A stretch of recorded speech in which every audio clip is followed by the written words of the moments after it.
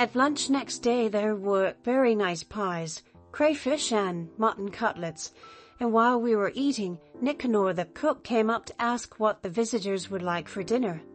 He was a man of medium height, with a puffy face and little eyes. He was close-shaven, and it looked as though his mustaches had not been shaved but had been pulled out by the roots. Elian told us that the beautiful Pelagia was in love with this cook. As he drank and was a violent character, she did not want to marry him, but was willing to live with him without. He was very devout, and his religious convictions would not allow him to live in sin. He insisted on her marrying him, and would consent to nothing else. And when he was drunk, he used to abuse her and even beat her. Whenever he got drunk, she used to hide upstairs and sob. And on such occasions, Alahan and the servant stayed in the house to be ready to defend her in case of necessity. We began talking about love. How love is born, said Alahan. Why Pelagia does not love somebody more like herself in her spiritual and external qualities, and why she fell in love with Nicanor, that ugly snout. We all call him the Snout. How far questions of personal happiness are of consequence of love. All that is unknown. One can take what view one likes of it. So far only one incontestable truth has been uttered about love. This is a great mystery. Everything else that has been written or said about love is not a conclusion, but only a statement of questions which have remained unanswered. The explanation which would seem to fit one case does not apply, and it does in others. And the very best thing to my mind would be to explain every case individually without attempting to generalize. We ought, as the doctors say, to individualize each case. Perfectly true, Birkin assented. We Russians of the educated class have a partiality for these questions that remain unanswered. Love is usually poeticized, decorated with roses, nightingales. We Russians decorate our loves with these momentous questions and select the most uninteresting of them too. In Moscow, when I was a student, I had a friend who shared my life, a charming lady, and every time I took her in my arms she was thinking what I would allow her a month for housekeeping and what was the price of beef a pound.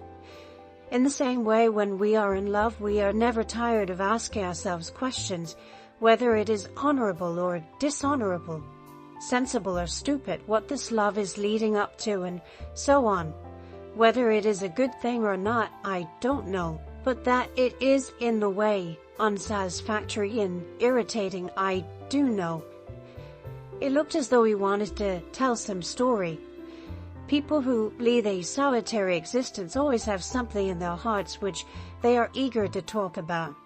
In town, bachelors visit the baths and the restaurants on purpose to talk, and sometimes tell the most interesting things to bath attendants and waiters. In the country, as a rule, they unbosom themselves to their guests. Now from the window we could see a gray sky, trees drenched in the rain. In such weather we could go nowhere, and there was nothing for us to do but to tell stories and to listen. I had lived at Sofino, had been farming for a long time, Alhan began, ever since I left the university. I am an idle gentleman by education, a studious person by disposition, but there was a big debt owing on the estate when I came here, and as my father was in debt partly because he had spent so much on my education, I resolved not to go away, but to work till I had paid off the debt. I made up my mind to do this and set to work, not, I must confess, without some repugnance. The land here does not yield much, and if one is not to farm at a loss, one must employ serf labor or hired laborers, which is almost the same thing, or put it on a peasant footing, that is, work the fields oneself and with one's family. There is no middle path. But in those days I did not go into such subtleties. I did not leave a clod of earth unturned. I gathered together all the peasants, men and women from the neighboring villages. The work went on at a tremendous pace. I myself plowed and sowed and reaped and was bored doing it, and frowned with disgust. like a village cat driven by hunger to eat cucumbers in the kitchen garden. My body ached, and I slept as I walked. At first it seemed to me that I could easily reconcile this life of toil with my cultured habits. To do so, I thought all that is necessary is to maintain a certain external order in life. I established myself upstairs here in the best rooms and ordered them to bring me there coffee and liqueur after lunch and dinner. And when I went to bed, I read every night the Yesnik Europe. But one day our priest, Father Ivan, came and drank up all my liquor at one sitting, and the Veshnik Europe went to the priest's daughters. As in the summer, especially at the haymaking, I did not succeed in getting to my bed at all, and slept in the sledge in the barn or somewhere in the forester's lodge. What chance was there of reading? Little by little I moved downstairs, began dining in the servants' kitchen, and of my former luxury nothing is left but the servants who were in my father's service, and whom it would be painful to turn away.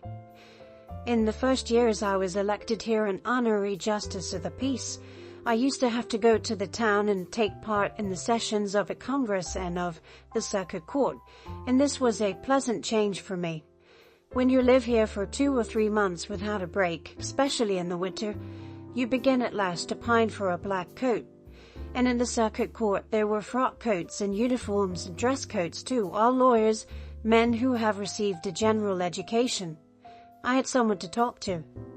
After sleeping in the sledge and dining in the kitchen, to sit in an armchair in clean linen, in thin boots with a chain on one's waistcoat is such a luxury. I received a warm welcome in the town. I made friends eagerly. And of all my acquaintanceships, the most intimate and, to tell the truth, the most agreeable to me was my acquaintance with Luganovich, the vice president of the circuit courts. You both know him, a most charming personality. It all happened just after a celebrated case of incendiarism. The preliminary investigation lasted 2 days. We were exhausted. Luganovich looked at me and said, "Bukir, come round to dinner with me." This was unexpected, as I knew Luganovich very little, only officially, and I had never been to his house. I only just went to my hotel room to change and went off to dinner. And here it was my lot to meet Anna Alexievna, Lukanovich's wife. At that time she was still very young, not more than 22, and her first baby had been born just 6 months before. It is all a thing of the past, and now I should find it difficult to define what there was so exceptional in her. What it was in her attracted me so much. At the time, at dinner, it was all perfectly clear to me. I saw a lovely, young, good, intelligent, fascinating woman, such as I had never met before, and I felt her at once someone close and already familiar, as though that face, those cordial, intelligent eyes, I had seen somewhere in my childhood, in the album which lay on my mother's chest of drawers. 4 Jews were charged with being incendiaries, were regarded as a gang of robbers, and, to my mind, quite groundlessly. At dinner I was very much excited. I was uncomfortable, and I don't know what I said, but Anna Alexievna kept shaking her head and saying to her husband, "Dmitri, how is this?" Luganovich is a good-natured man, one of those simple-hearted people who firmly maintain the opinion that once a man is charged before a court, he is guilty, and to express doubt of the correctness of a sentence cannot be done, except in legal form on paper, and not at dinner and in private conversation. "You and I did not set fire to the place," he said softly, "and you see we are not condemned and not put in prison." And both husband and wife tried to make me eat and drink as much as possible. From some trifling details, from the way they made the coffee together, for instance, and from the way they understood each other at half a word, I could gather that they lived in harmony and comfort, and that they were glad of a visitor. After dinner they played a duet on the piano. Then it got dark and I went home. That was at the beginning of spring. After that I spent the whole summer at Sofyino without a break, and I had no time to think of the town either, but the memory of the graceful, fair-haired woman remained in my mind all those days. I did not think of her, but it was as though her light shadow were lying on my heart. In the late autumn there was a theatrical performance for some charitable object in the town. I went into the governor's box. I was invited to go there in the interval. I looked, and there was Anna Alexievna sitting beside the governor's wife. Then again the same irresistible, thrilling impression of beauty and sweet, caressing eyes, and again the same feeling of nearness. We sat side by side, then went to the foyer. "You've grown thinner," she said. "Have you been ill?" "Yes, I've had rheumatism in my shoulder, and in rainy weather I can't sleep." "You look dispirited. In the spring when you came to dinner you were younger, more confident. You were full of eagerness and talked a great deal then. You were very interesting, and I really must confess I was a little carried away by you. For some reason you often came back to my memory during the summer, and when I was getting ready for the theater today I thought I should see you." And she laughed. "But you look dispirited today," she repeated. "It makes you seem older." The next day I lunched at the Luganoviches. After lunch they drove out to their summer villa in order to make arrangements there for the winter, and I went with them. I returned with them to the town, and at midnight drank tea with them in quiet domestic surroundings, while the fire glowed and the young mother kept going to see if her baby girl was asleep. And after that, every time I went to town I never failed to visit the Luganoviches. They grew used to me, and I grew used to them. As a rule I went in unannounced, as though I were one of the family. "Who is there?" I would hear from a far-away room in the drawling voice that seemed to me so lovely. "It is Pavel Konstantinovich," answered the maid or the nurse. Anna Alexievna would come out to me with an anxious face and would ask every time, "Why is it so long since you have been? Has anything happened?" Her eyes, the elegant, refined hand she gave me, her indoor dress, the way she did her hair, her voice, her step, always produced the same impression on me of something new and extraordinary in my life, and very important. We talked together for hours, were silent, thinking each our own thoughts, or she played for hours to me on the piano. If there were no one at home I stayed and waited, talked to the nurse, played with the child, or lay on the sofa in the study and read. And when Anna Alexievna came back I met her in the hall, took all her parcels from her, and for some reason I carried those parcels every time with as much love, with as much solemnity as a boy.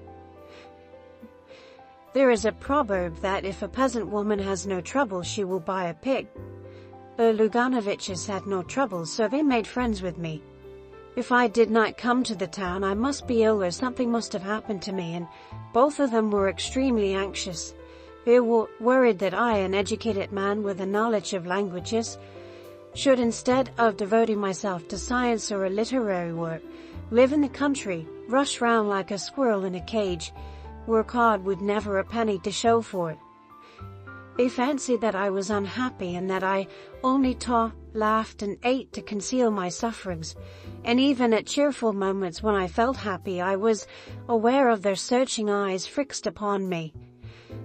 They were particularly touching when I really was depressed, when I was being worried by some creditor or had not money enough to pay interest on the proper day.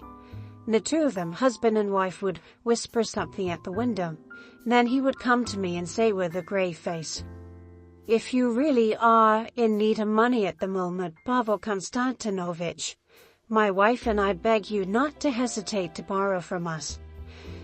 And he would blush to his ears with emotion, and it would happen that after whispering in the same way at the window he would come up to me with red ears and say, "My wife and I earnestly beg you to accept this present."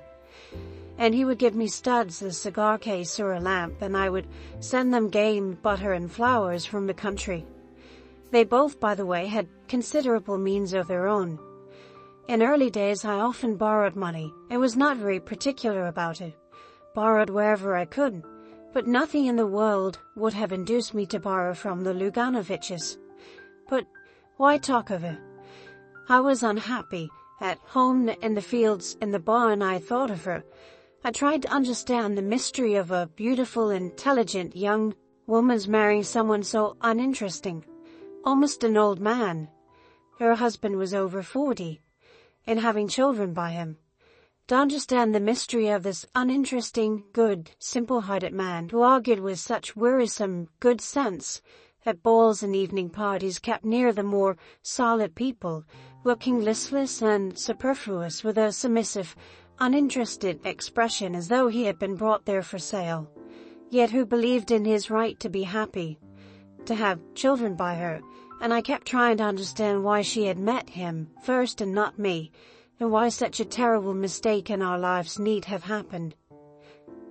And when I went to the town, I saw every time from her eyes that she was expecting me, and she would confess to me herself that she had a peculiar feeling all that day and had guessed that I should come. We talked a long time and were silent, yet we did not confess our love to each other, but timidly and jealously concealed it. We were afraid of everything that might reveal our secret to ourselves. I loved her tenderly, deeply, but I reflected and kept asking myself what our love could lead to if we had not the strength to fight against it.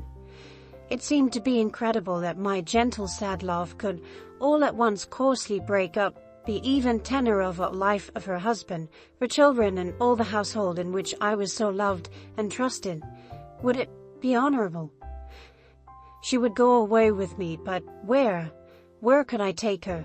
Would have been a different matter if I had had a beautiful, interesting life, if, for instance, I had been struggling for the emancipation of my country, or had been a celebrated man of science, an artist or a painter.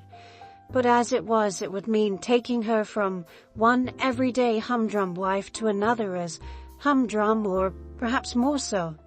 And how long would our happiness last?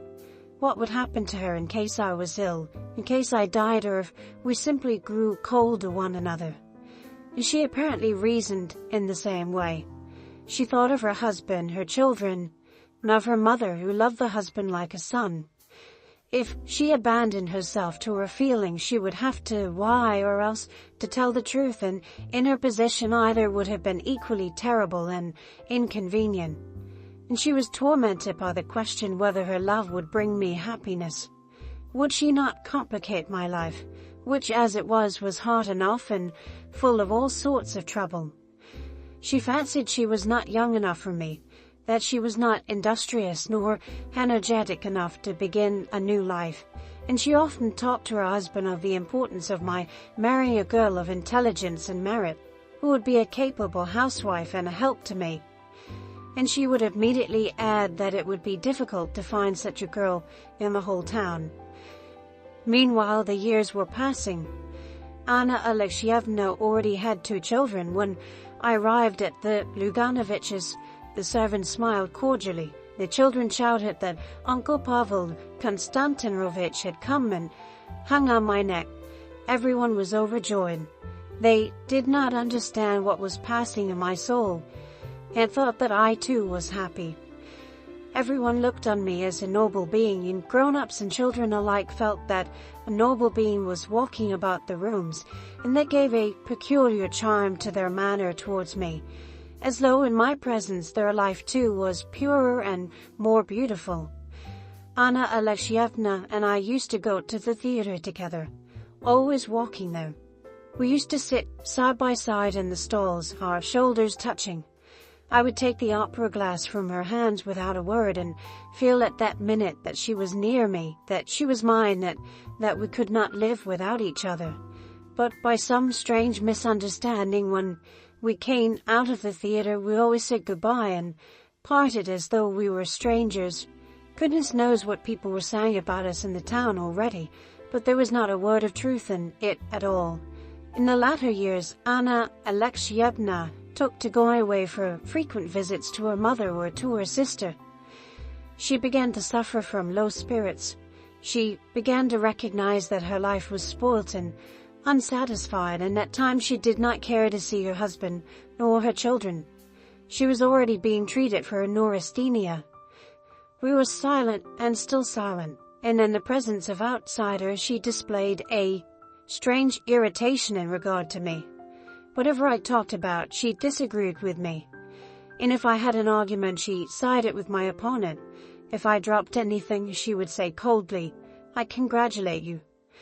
If I forgot to take the opera glass when we were going to the theater, she would say afterwards, "I knew you would forget it." Luckily or unluckily, there is nothing in our lives that does not end sooner or later. The time of parting came as Luganovich was appointed president in one of the western provinces. They had to sell their furniture, their horses, their summer villa. When they drove out of the villa and afterwards looked back as they were going away to look the last time at the garden, at the green roof, everyone was sad, and I realized that I had to say goodbye not only to the villa. It was arranged that at the end of August we should see Anna Alexeyevna off to the Crimea, where the doctors were sending her, and that a little later, Luganovich and the children would set off for the western province. We were a great crowd to see Anna Alexeyevna off when she had said goodbye to her husband and her children, and there was only a minute left before the third bell. I ran into her compartment to put a basket, which she had almost forgotten, on the rack, and had to say goodbye. When our eyes met in the compartment, our spiritual fortitude deserted us both. I took her into my arms. She pressed her face to my breast, and tears flowed from her eyes. Kissing her face, her shoulders, her hands wet with tears. Oh, how unhappy we were. I confessed my love for her, and with a burning pain in my heart I realized how unnecessary, how petty and how deceptive all that had hindered us from loving was. I understood that when you love, you must either in your reasonings about that love start from what is highest, and what is more important than happiness or unhappiness, sin or virtue and their accepted meaning, or you must not reason at all. I kissed her for the last time, pressed her hand and parted forever. The train had already started. I went into the next compartment. It was empty, and till I reached the next station I sat there, crying. Then I walked home to Sofino. While Alehin was telling his story, the rain left off and the sun came out. Birkin and Ivan Ivanovich went out on the balcony, from which there was a beautiful view over the garden and the mill pond, which was shining now in the sunshine like a mirror. They admired it, and at the same time they were sorry that this man with the kind, clever eyes, who had told them this story with such genuine feeling, should be rushing round and round this huge estate like a squirrel on a wheel, instead of devoting himself to science or something else which would have made his wife more pleasant. And they thought what a sorrowful face Anna Alexeyevna must have had when he said goodbye to her in the railway carriage, and kissed her face and shoulders. Both of them had met her in the town, and Birkin knew her and thought her beautiful.